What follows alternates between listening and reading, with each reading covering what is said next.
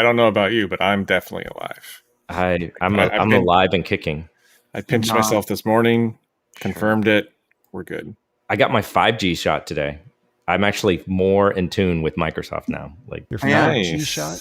I've got the power of Bill Gates flowing. Yes. I actually know Active Directory better now.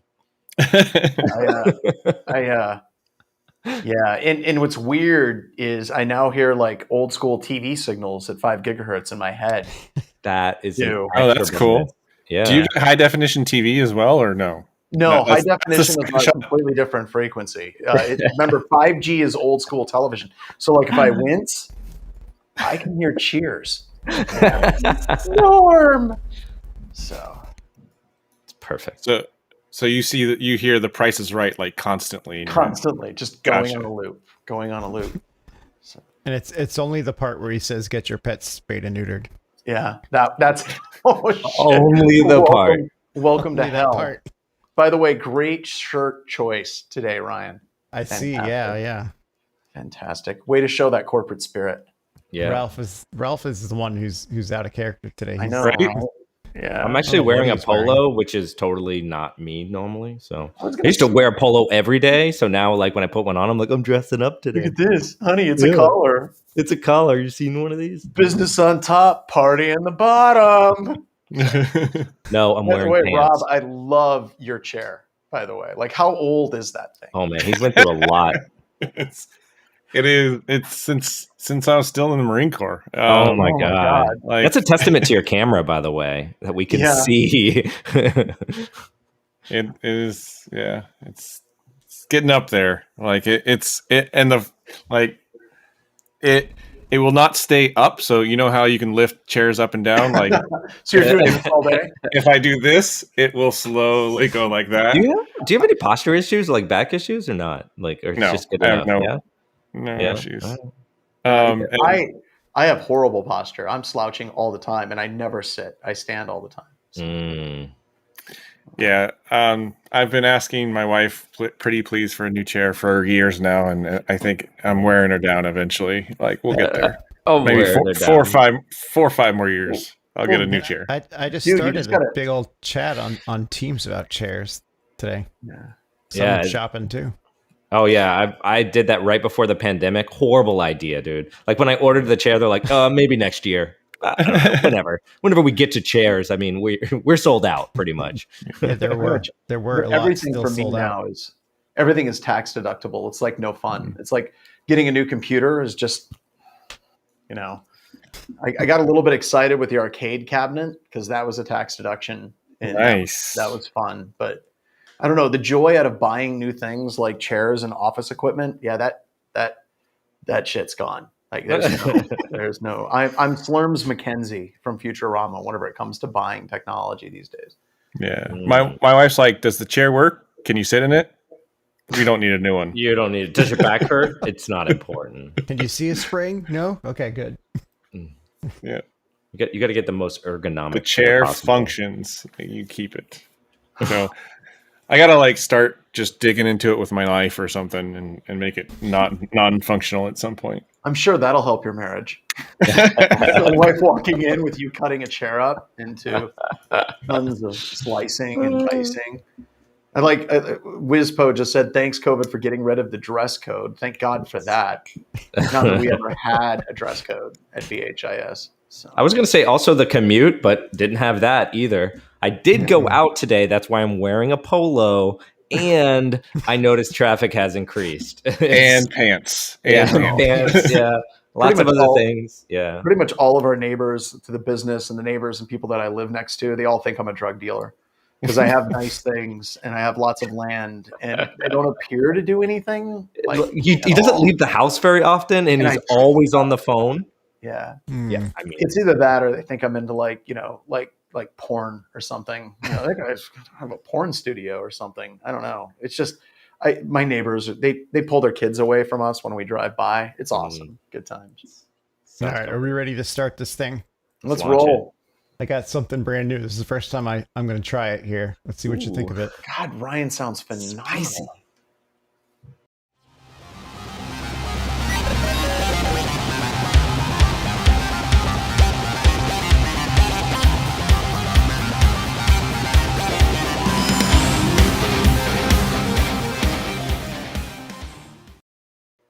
Okay, so seriously, after that doesn't matter what we do; it's going to be a letdown. So, that was awesome. You completely like outstripped. I don't have a lighter. I should have had a lighter going. You make it suck more. Now I feel like I should be wearing a collar. I finished it right before we started setting up for this. Oh, perfect. God, you crushed it again. Just once. I want you to make me regret hiring you. Why would I want to do that? Just one time would be so cool. So welcome everybody to today's episode of BHIS's Talking About News. I have no idea what the news stories are today because I've been a slacker for the past 2 weeks and basically have been heads down in resumes and hiring new testers. So there'll be some more information about that, I'm sure, on the Twitterverse. It's something because nothing stays secret these days. But I'm joined today by, I guess we're just going to officially call it co-host Ralph is with us. Also, the other co-host is Mubix or Rob Fuller. And then, of course, Ryan, the person who pulls all of this together and makes us look far better than we have any right to, is also on with us. And his mic, by the way, is just silky smooth. I can't believe how good it actually sounds. It's just like butter. It's just I gotta make it look. I gotta make it all good, or otherwise, again, why did you hire me? But if I'm not the best of all of you guys, I keep hoping to ask myself that question at some point in the future. So I have no idea what the news stories are. What do we have queued up for news stories today, guys? I've got some from Ralph here. Yeah, we've got a couple news stories we can kind of elaborate on. Can we go to the IRS one? That one looked good, and I've got a story about that phishing one. Okay, go ahead and set this one up. Yeah, so I kind of picked this one out today because I noticed they were talking about phishing, which is one of my favorite topics. And not just that, but this is really about personalized phishing with job lures, okay? So I had a long conversation with Bo about this, and we were talking about phishing via LinkedIn.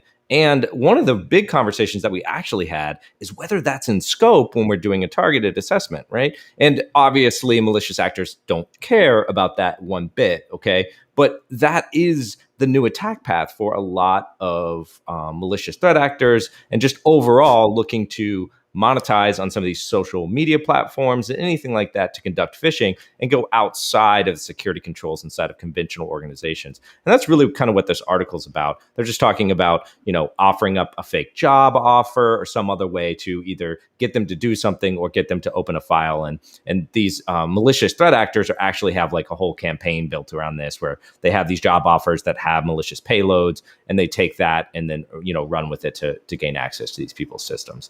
So, I mean, it's pretty interesting, and there's a lot to unpack with that, with like what we should be doing, and if we should be using that in our attacks, just using LinkedIn. I think that's kind of the first question I have for everybody. So I think we always use LinkedIn, right? But we don't use LinkedIn as a delivery mechanism for the attack. Most of the time, what we're doing is we use LinkedIn to actually find the target, and then we email that person.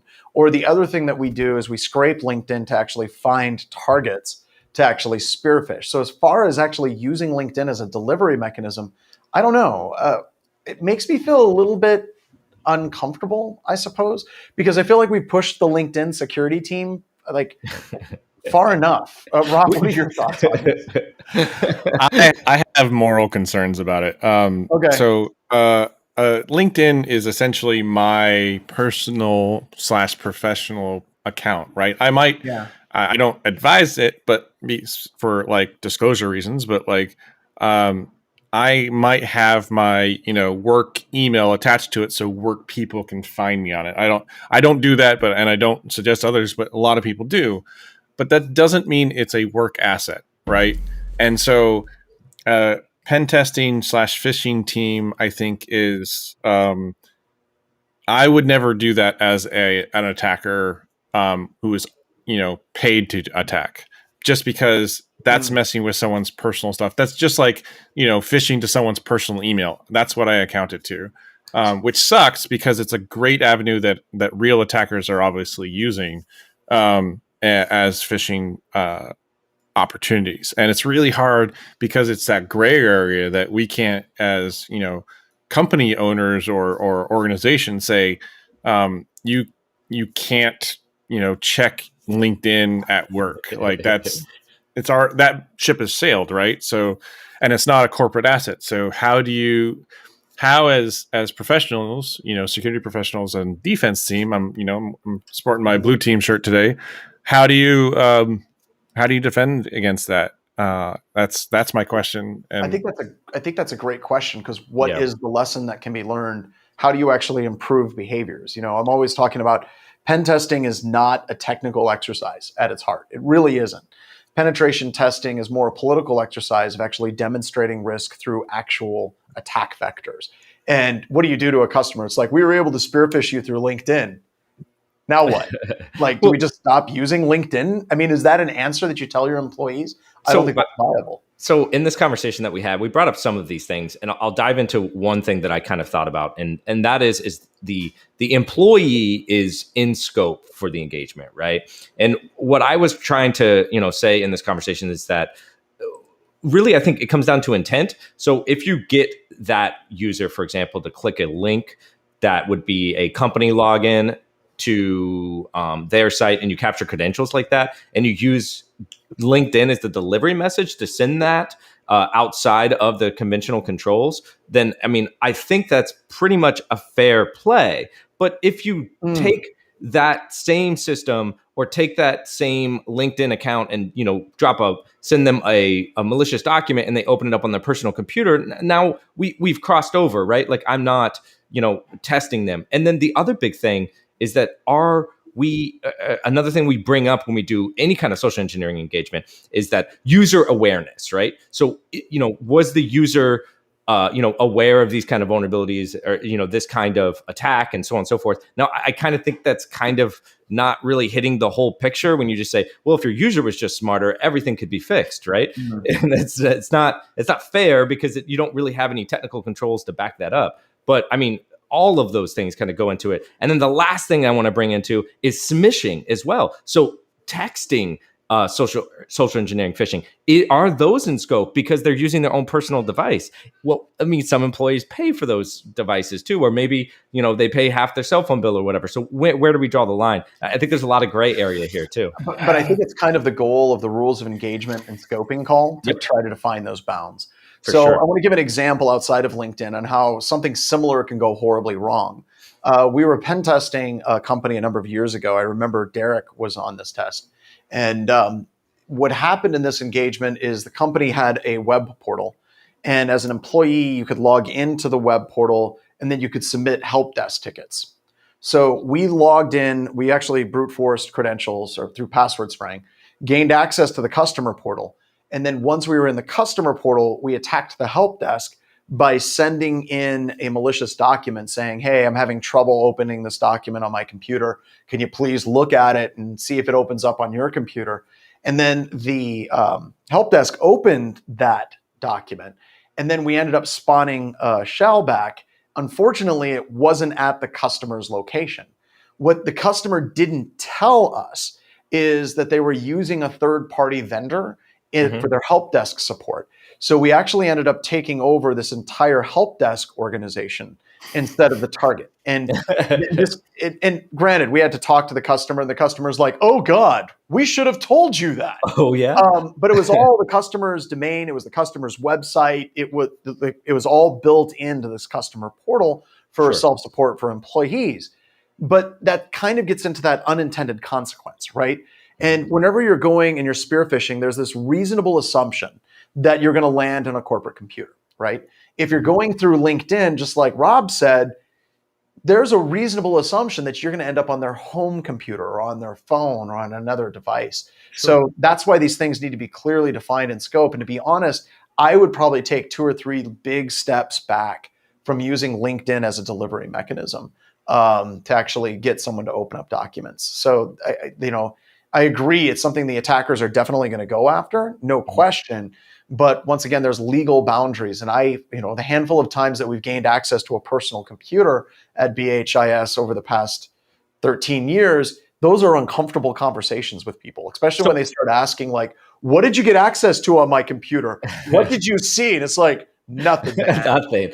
I saw nothing. I don't want to be part of any of this. So did you guys listen to, and if you haven't, you should listen to the Darknet Diaries about the LinkedIn hack? right? No, I haven't listened to that one yet. Okay, so I listened to the whole thing. It's super interesting, right? And obviously, it's really interesting in the way that he describes it, and also the fact that it's all closed up, right? The whole people who were involved got charged. But the only thing I want to bring up with that, and not to spoil any of it, is that the way they got into LinkedIn, right? So the way they got into LinkedIn was through a LinkedIn employee's personal website. Okay. So, but he was hosting that personal website on his own computer.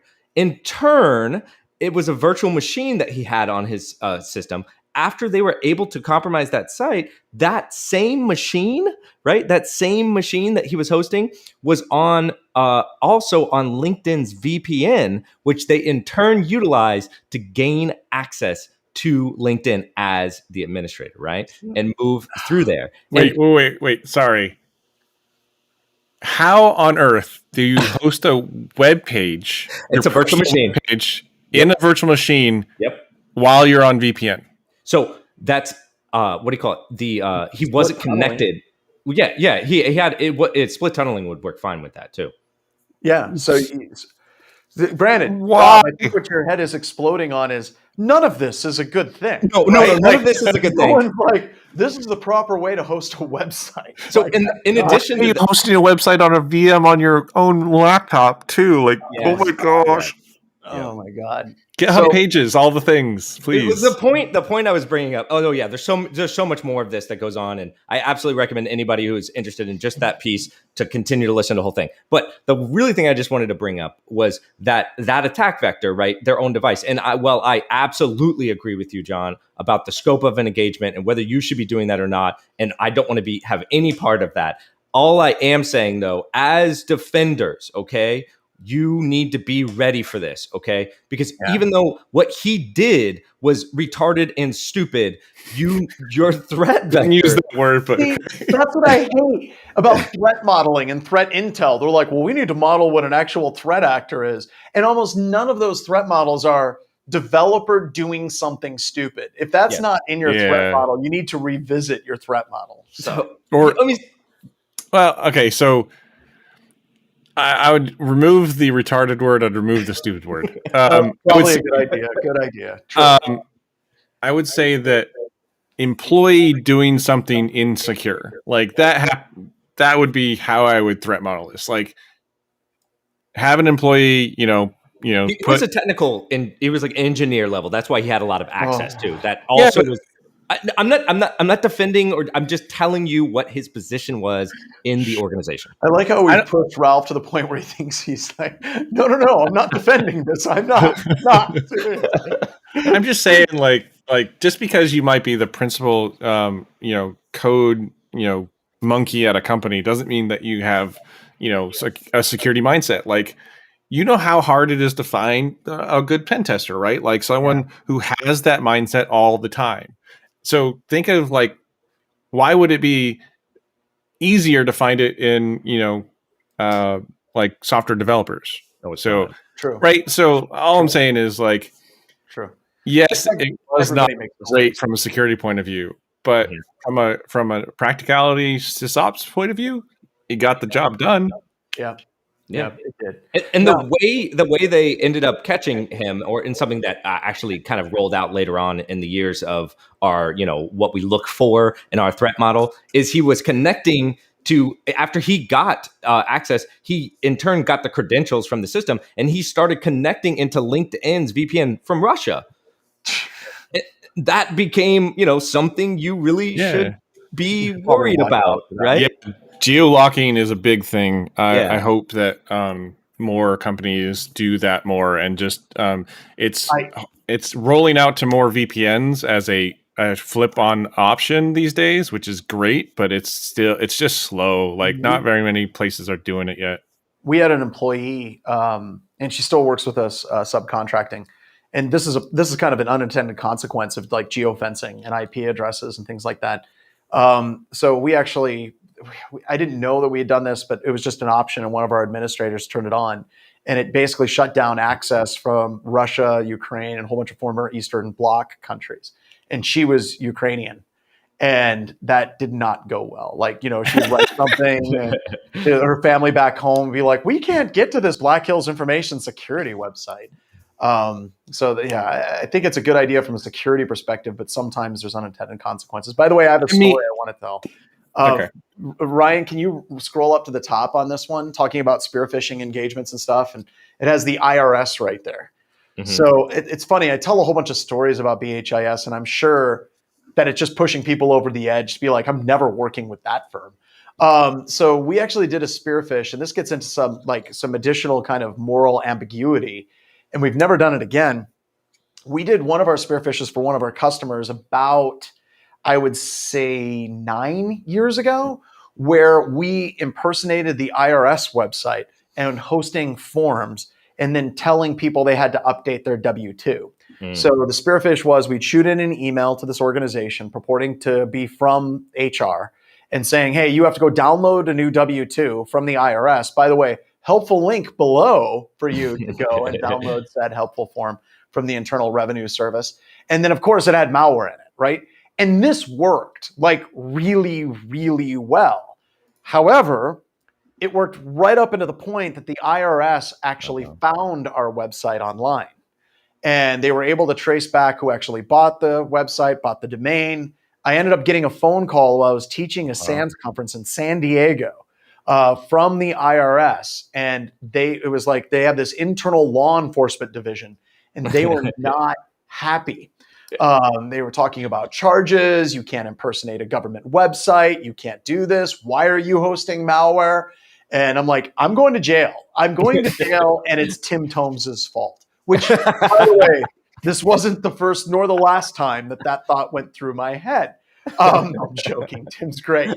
But the only thing that saved my ass was I actually had 3 students from the IRS's security team in my class that I was literally like, I remember seeing name badges, and I'm running around the room, and I'm like, go outside. I need to talk to you right now.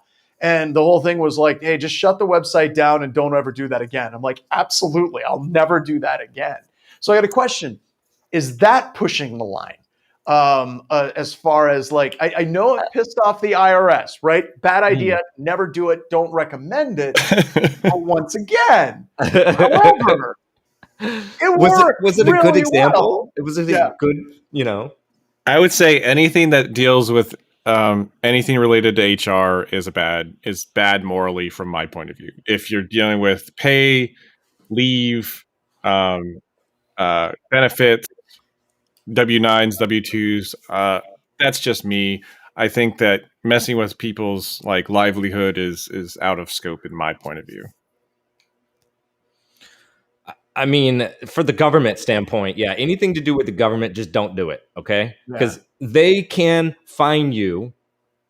They will, if they subpoena Google, you're done, dude. They will find. There's no way to hide in this scenario, okay? Like every time, they will win every time, and obviously, I mean, did you really expect the IRS not to be able to get past all of the purchase of an account? Like, they have all records of every purchase. Like, it's really not something that you can hide behind there. Yeah. So anything to do with the government, just don't even do it, because, obviously they can send it right to the FBI. The FBI can call whoever they want to get any documentation after they get the subpoena for that information. So they're going to be, and a lot of times we don't care, right? We're not hiding what we're doing. We're like, oh, you caught us. But to them, though, they're like, they think this is a real attack in some sort, and they're going to find everything and triage everything. So I guess my point was, it's just that it's not worth it, even though I agree with you. It's a good attack scenario. Yeah, but it's weird because people have a hard time backing off, right? Yeah.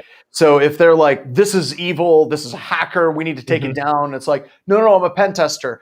I still want to kill. Like, it's very hard for people to go from, burn all the things to, oh, we're cool. That's because they've already reported it up, and they have to answer to that, right? So if I say to my manager, hey, I'm tracking down this malicious actor that is purportedly faking that they're the IRS, we're going to take them down. I need 17 more resources from our legal department, 2 resources from our enforcement department. Like that's money that they are spending. So they have to account for that. They can't just go, it was a couple of pen testers. We're going to just call it all off. Like that's already money spent. It doesn't go well. It doesn't go well. I've been very lucky in that regard a number of times. All right. What do we have any other stories? What do we have? Absolutely. So I guess let's talk about the crypto mining here. So what I think is interesting about this is obviously I love crypto. Are you interested in crypto mining? I can't understand that at all. This attack is pretty interesting. So what they're doing is they're using GitHub. And they're using GitHub Actions. GitHub Actions, simply put, is a way to run some kind of like function, to do something on server side. Okay, a lot of times it's to build some code and other things like that. Well, GitHub Actions are free processing time. So what they did is they created some malicious actions to actually run crypto miners on GitHub servers and they would make a pull request to a big popular repo. And even though that pull request wasn't accepted, so it never made it into their code, GitHub would automatically start running it to make sure that do the unit test. Yes, the unit test, exactly.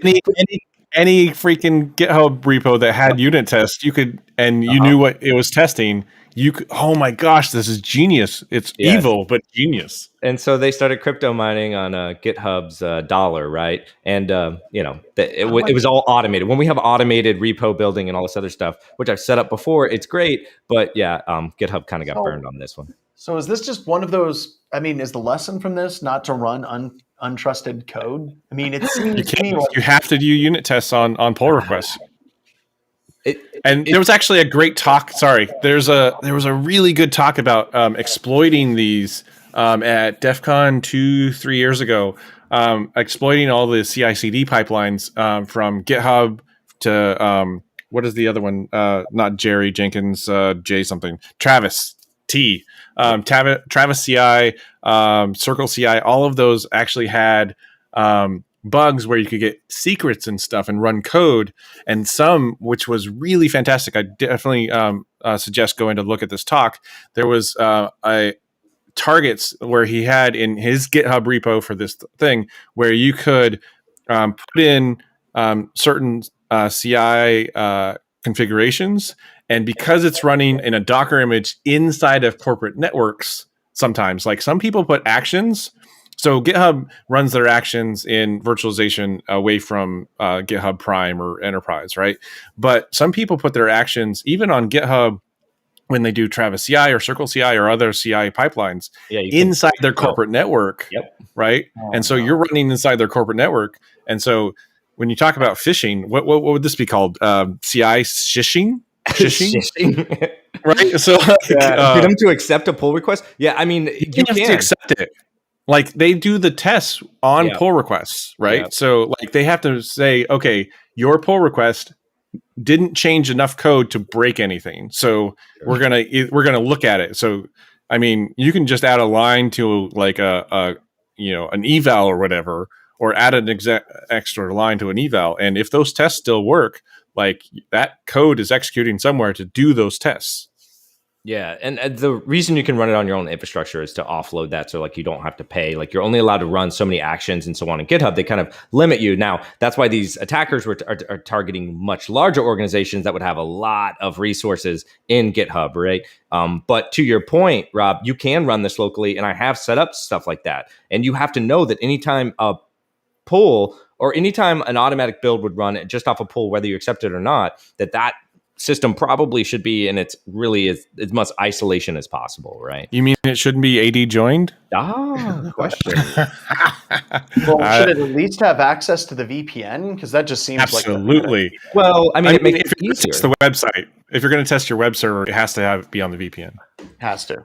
I mean, this is DevOps, period, right? This is how the whole cycle works. And when they say we're testing, I'm testing in production, but they have this whole cycle where they're deving it, running it, connecting it to all the same VPNs, and then running the code, and then finally moving into production. The moving into production part's more just like we've already ran it a bunch of times, and so that security model and how fast that's going, and the fact that it's automated is going to blow up in your face, right? You got to be careful. Have either of you ever played with any of the Jenkins /Artifactory /GitHub integrations on tests? No, because those are fantastic, right? Yeah, because I've played with Artifactory before, right? And so Jenkins especially. Oh yeah, Jenkins has all the creds, right? Yeah, it's like it's the SolarWinds of DevOps. Oh yeah, I like how Rob finds any technology that has lots of access and lots of creds, and that's just where he goes. Yeah, it's like a black hole for Rob. It's like, well, I mean, the other place is internal Git repos, right? Whenever I see Jira, my eyes just light up. I'm just like, oh, this is amazing. They have to write about what problems they have. This will be creds. Nobody will ever ask for creds in these comments. Never once. That is something that I'm fully on board with, is phishing via trouble tickets. That is absolutely in scope and very, very fun. I just think that'll work. It works every time. Especially if they're using some kind of outsourced, trouble ticketing system or whatever. It works every time. Right up into the point that they have a third-party group managing it, and you take over their systems instead. 50% of the time, it'll work every time. Every time. So absolutely. Have you on that? Sorry, one more on that. Have you ever asked for access to a server using a trouble ticketing system? Yes. Without being like allowed to have access to that server and got it allowed. God, what was it years ago? I can't remember. There was a company that had a bunch of Active Directory modules and things like that, and they asked us one of our customers asked us to look at their implementation of their identity and access management system. And of course, through forced browsing, you could make a request, and then you could go and approve that request. Basically. If you looked at the burp data, whenever it came back, it would say, approved 0 or approved 1. And you could just be like, well, I'll flip that to 1. And bingo, all of a sudden the creds would show up in your portal. It was a bad system. I mean, that was one of the bad things. The other bad thing was it used the exact same administrator and root password to authenticate to everything. So once you got that password, you had full access to absolutely everything. So yes, I have done that, but I've never actually requested it legitimately and then had a manager approve it and just let me in. It's great. Something that's happened. Not yet. So Orlando in the comments said work order phishing, whooshing. That's great. Work order phishing. I like that. Are we really going to call it smishing though? Like SMS phishing? I don't know. That's already a thing, unfortunately. Yeah, it's already a thing. I didn't make this up, I know you didn't. I know, but you're just perpetuating a bad thing. Okay, all right. What should it be? What should it be? I don't know. I'm just saying we can do better as an industry. So our names could be so much better. It's not worse than vishing. Vishing. Oh, you're right. It's not worse than that.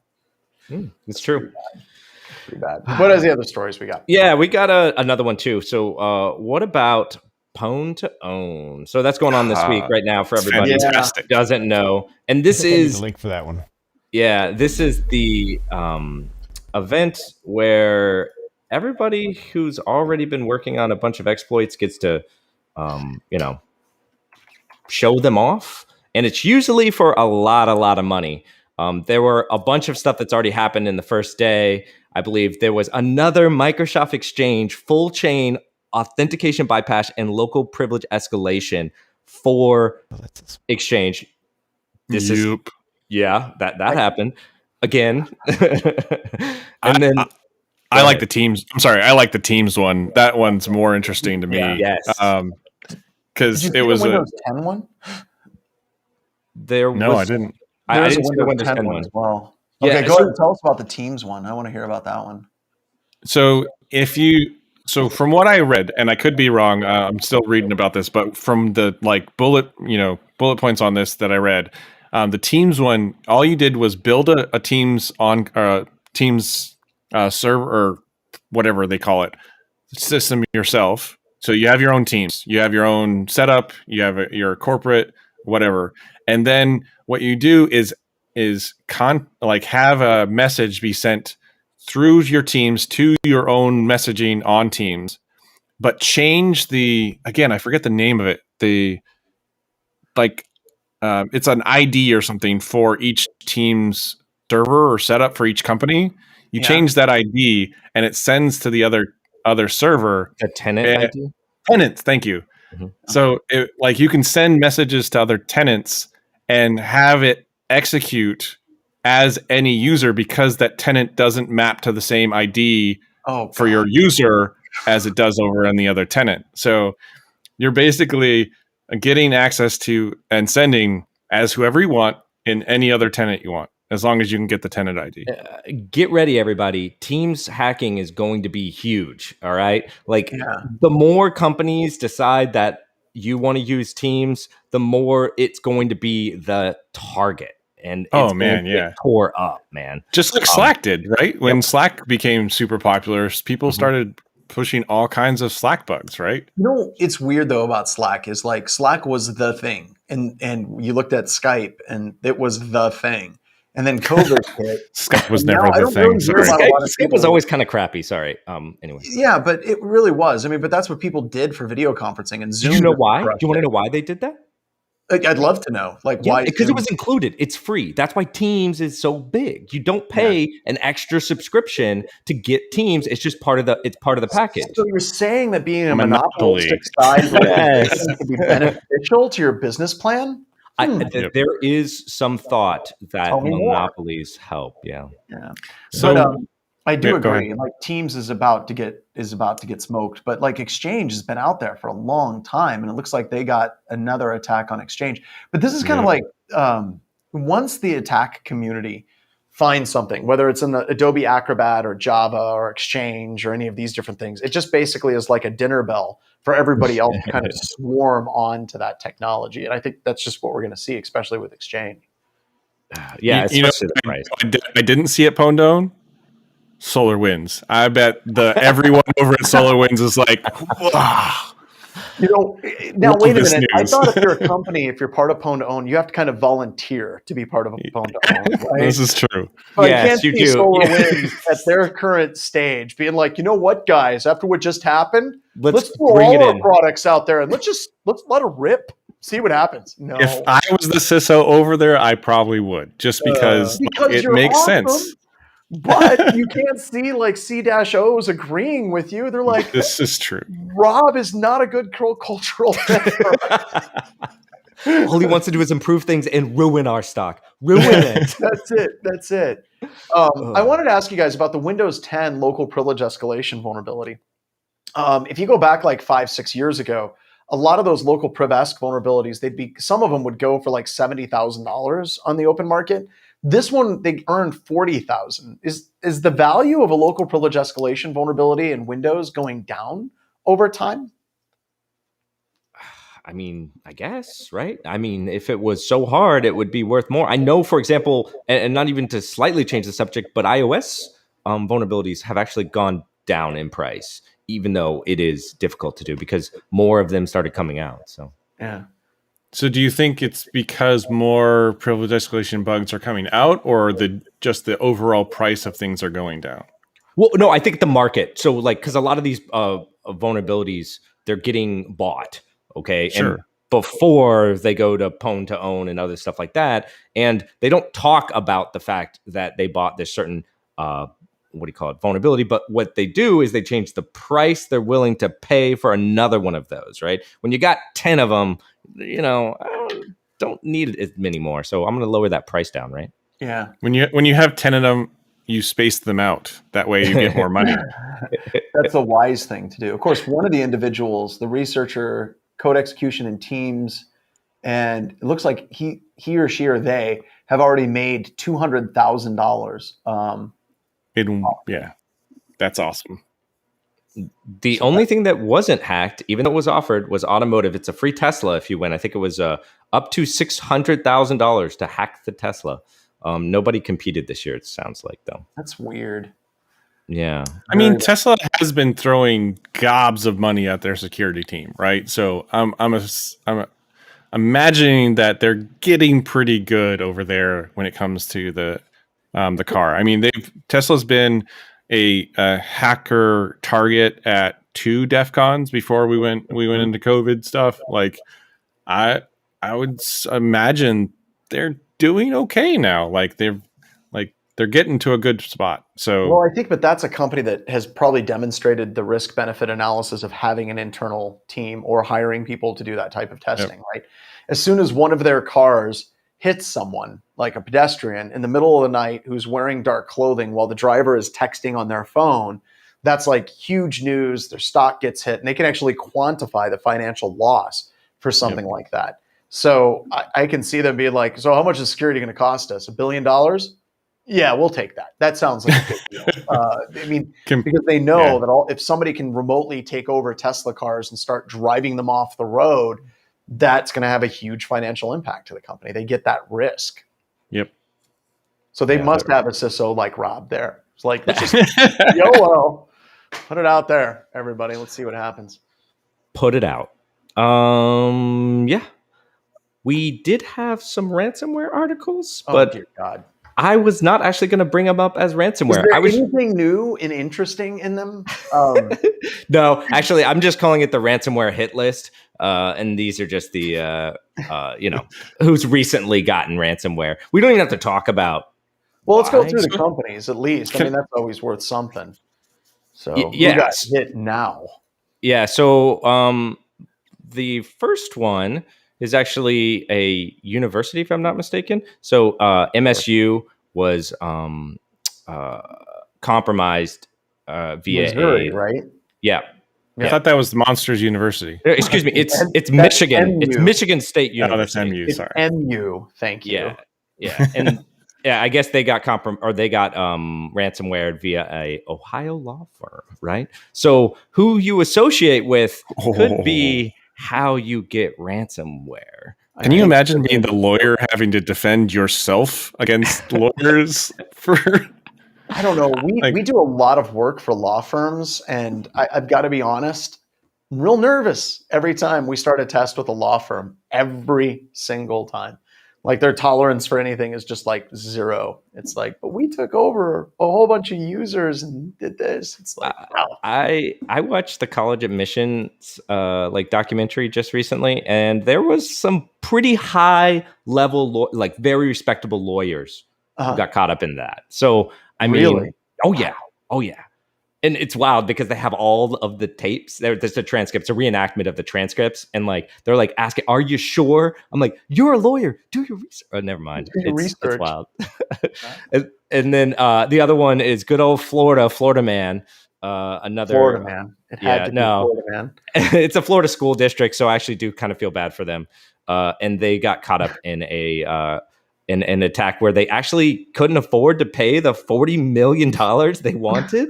So I think that was the other thing is that some of these attacks are resulting in crazy ransomware demands. You just know that the people behind the ransomware are sitting around. They're like, man, let's 40 million. Just put in 40 million. Let's see what they say. Let's see if they'll come back.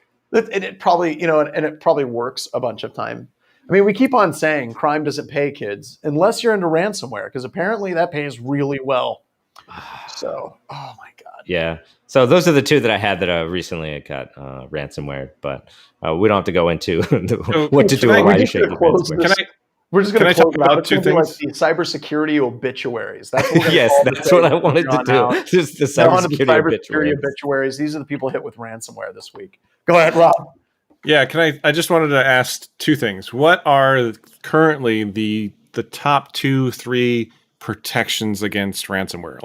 We're not going to get rid of this. We're not going to have this stop being a news thing until we get it to a point where the protections against ransomware are widely available. AV is not able to do this, right? So what are the protections and what companies need to be involved for this to be something we squash?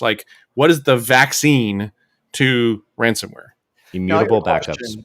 No, because backups are getting hit too. I said immutable. Immutable what? Backups, right? So a backup that you can't change, right? But you don't have that ability. I agree that backups are important, but I think of that as a corrective action. That's not a preventative action. And I think Rob was asking more the preventative to do that. So I wanted to ask, totally different, we don't deal a lot with this, right? But the Windows Defender ransomware protection, I've heard from a number of people that it's actually not sucky, but it's off by default. I don't know what people's thoughts are on that. I haven't used it. Yeah. And that might be the problem. I didn't know it was a thing. Let me go turn that on right now. Well, what it does is you monitor certain folders on your system. And if there's automated changes like encryption or anything to those folders, then it'll actually like monitor and block access to those folders. So you can go into like My Documents and you could try to lock that down or something of that nature. There's a couple backup companies too that are doing the same thing. They're offering, that kind of level of monitoring. Since the backup has the differentials and can tell, it'll start seeing that there's a lot of files being modified, and then it will pretty much go stop that from happening, and then restore that automatically. Yeah. So you do have to sign up for OneDrive and be able to sync all of your stuff to OneDrive, which scares me kind of more than than any ransomware, because like, can you not trust Microsoft? Are you that what were you trying to say? Trust Microsoft. I just don't trust the general populace to have a locked down Windows account. Are you saying you don't trust people, Rob? I tend to fault or err on the side of caution. I'm like, that's a nice step back. But I honestly think that advanced EDRs have done a great job. I mean, if you look at Cylance and all these companies, they really had this very serendipitous like rise at the exact same point that ransomware started taking off. And I think that they're fairly effective at stopping a lot of variants, not all, but I think that they do a pretty good job. And to that end, I'm just going to throw in application allow listing. If you're using application allow listing in an enterprise, ransomware becomes a lot more difficult in that scenario. Not impossible, but I would say if we're looking for a silver bullet or the closest thing we can to snake oil, that would probably no. I think that's one of those things for me. I just wish that most organizations would just start moving towards, even if it's just for certain directories, directory-based allow listing, instead of allowing every single individual application by hash or something crazy like that. Yeah. Just saying, hey, the Windows directory, System32, and program files directories are allowed to execute. And just that's going to stop like the high nines of ransomware coming in. So that would be my contribution. Yeah, having it so like the documents folder, you can't execute out of there. It becomes would be fantastic. Oh my gosh, downloads is hands, like we talked about this in Sacred Cash Cow Temping, but downloads is my favorite DLL hijacking location. Like, which just is crazy. drop a version DLL there and you're good. Yeah, that shouldn't be a thing, Rob. That just shouldn't. So one thing that I did want to bring up is I like to attack problems at the most basic. So one of the things that I recently started thinking about is that the cyber attack kill chain thingamajig, right? I'm not a fan of it in general from a defense point of view, right? But I am when it comes to figuring out how to attack problems at their most base level. And one of the things that I like about Racing by I forget his name off the top of my head, Florian Roth. So Racing actually attacks ransomware on Windows, at least at its most basic level, where it has to do something. And one of the cool things about this is that ransomware, when it first gets onto a Windows system, it tries to delete any recoverability. And what that means in Windows is the volume shadow copies. And so it deletes the volume shadow copies. If it can't delete the volume shadow copies, then it doesn't run, because it can't guarantee that it'll do the thing, right? It doesn't want you to be able to recover the keys that it's putting on disk to then encrypt things, right? So like just the basic way ransomware works, right? This stops it from doing it. And what he's doing in Racing is just blocking using application block lists and hooking is to make it so that you can't delete volume shadow copies, which you should never really do, right? And so I'd love if Windows just removed that functionality, but like it just blocks that. So when ransomware gets on your system, it can't or decides not to do anything. And that is a super elegant way of protecting against ransomware. I think a lot of people should start using this. And honestly, I think Windows should literally just remove that functionality completely. So that the protection. What would be the reason though, Rob? What would be the reason to need to delete it as a user? I understand the system needs to overwrite it and update it over time, but why the hell would a user, like, what's a legitimate reason for someone to be like, I'm just going to blow away my volume shadow copy and blow away all of my backups? I know that some people do that. They recommend, for hard drive space. They're like, well, I want to free up some hard drive space. No one's losing hard drive space these days. Like, you can buy terabytes with, cents on the dollar. So I don't know. Like, I think that it was there because of hard drive space initially, or other, reasons where I think Microsoft tends to err on the side of giving the admins and users all of the capabilities that they can possibly want versus like locking it down by default because they're afraid that it might break things. Like tamper-proofing Defender took a while to be enabled by default because it might break things. So I think that as soon as like Microsoft gets on board with this kind of stuff, and I think that racing will just turn into a Windows feature, hopefully sooner rather than later, to stop this kind of stuff. That gets into a question. There's times I wonder if Microsoft's security team actually does follow Florian and the Sigma project. Like, here's something really Sigma's cool. Great. Microsoft doesn't recognize it for years, and then all of a sudden Rasanovich comes out with something and they're like, brilliant. It's just oh. I'm not ripping on Mark. I'm just saying, that sometimes it takes a long time for really obvious things to get put into Windows. Well, it might be because they're a monopoly. So what are you going to do? Not use Windows? So if you're if your mom, dad, or if you work at an organization where you're fearing about ransomware at all, check out the racing, install it, try it out. I have it on my own system, trying things out on VMs and stuff. Especially, but it works fantastically well. And even the ransomware that I've downloaded from GitHub to try out for like CCDC and stuff stopped because of this thing. So like it's awesome. It's funny. It sounds like, whenever we talk about some of these things, it almost sounds like we're advertising them. Like, it's like, now break from our show. Today we're going to be talking about 100%. Racine. I personally use Racine. I use it all the time, and it works all the time. And I love application whitelisting. It's like we're selling crap to people that's literally free. That's we should have like a GitHub minute or something where we just talk about repos, that go along with this or something. That'd be great. I don't know. Oh, so there was a couple of GitHub repos in our Teams server today where they were talking about EDR bypass techniques and what functions are actually being hooked by what endpoint protection products. So I think we should do that. I think that that's a really, really good idea.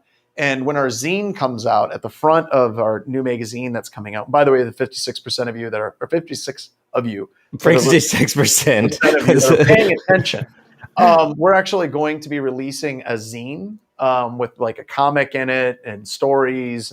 And we're going to have a section in there that's just cool tools that have been released on GitHub recently. So people can keep up to date with some of those things without having to like suffer through Twitter. So can we have a call to action? Can we say, if you're listening to this or watching it on YouTube or whatever, in the chat later, now, whatever, put your favorite GitHub tool. Put whatever you think people should be using more or whatever. Like, we're really focusing on new. Like, if you just found something and it's amazing. I'm putting Metasploit framework right now. Metasploit. Just found it. Literally put in the GitHub project for GitHub. You asked. But yeah, links of kind of some underseen tools that need to get a little bit higher exposure would be awesome. Yeah, I think the how recent it is kind of important as well, and it's or more importantly, like if it's still being maintained, I think that's because some of these things.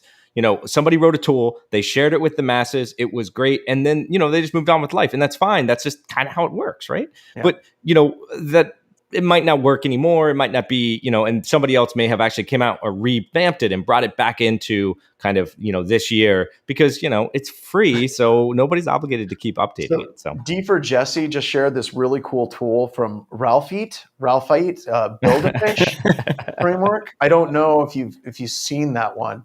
Looks pretty script kiddie though. It definitely is very scripty. D for Jesse, coming to the rescue.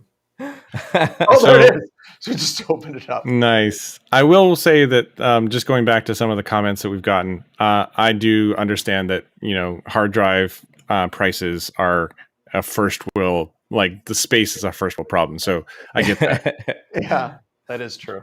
Yeah, and they might have a bunch of computers that were bought at a later date. Still, I'm going to counter that with, if you're worried about space on your hard drive, try to delete porn off the hard drive before you start getting rid of volume shadow copy. God. Good systems administration 101. So super simple or super quick war story. I was on an engagement and they had, it was for a bank and they had all of these files, every file that they had ever stored on one big NAS. And everyone had administrative access to it. And it was over 200 terabytes of just PDFs. Not lying. Oh my God. That sounds horrifying. So there is a point where maybe you should get a data retention policy. So wait, are you saying that administrators got good thing in this point? Yeah. You go in and you talk to the lead systems administrator. They got super long fingernails. They're wearing garbage bags. Their office is immaculate, but they're like, I've got to hoard something. So I hoard the PDFs from our company. I'll tell you right now, the EMC guy who was selling them that storage showed up in a Porsche. That's all I'm going to say. Nice. You don't want to lose something. You don't want to lose anything. No, don't worry. We'll have extra backups, extra drives. I don't know. I saw this podcast online, and they said that storage is cheap. So I bought a lot of them, and he said it was good.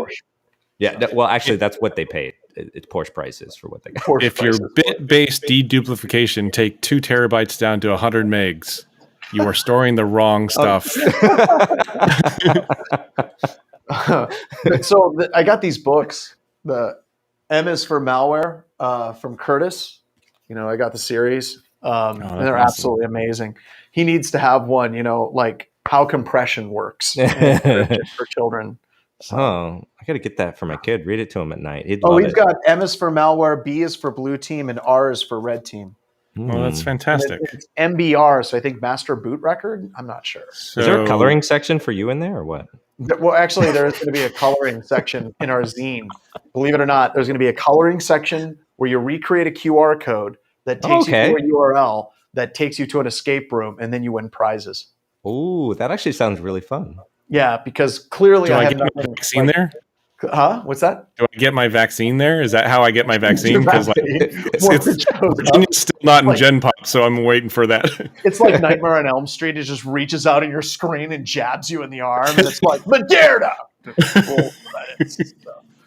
All right, we should probably wrap this up. Let's roll out. Cool. All right. Well, thank you very, very much, everybody, for coming. Special thanks to Ralph, thanks to Mubix, and always thanks to Ryan for making us look far better than we have any right to. So with that, Ryan, you want to take us out? All right. You better have images that are good enough for the intro, because that set the stage way too high. Crazy. It's the same video. Oh. Well, that's great. Totally disappointed now. All right. I'm just kidding. All right. Go forth and do great things, everybody. Sketchpad.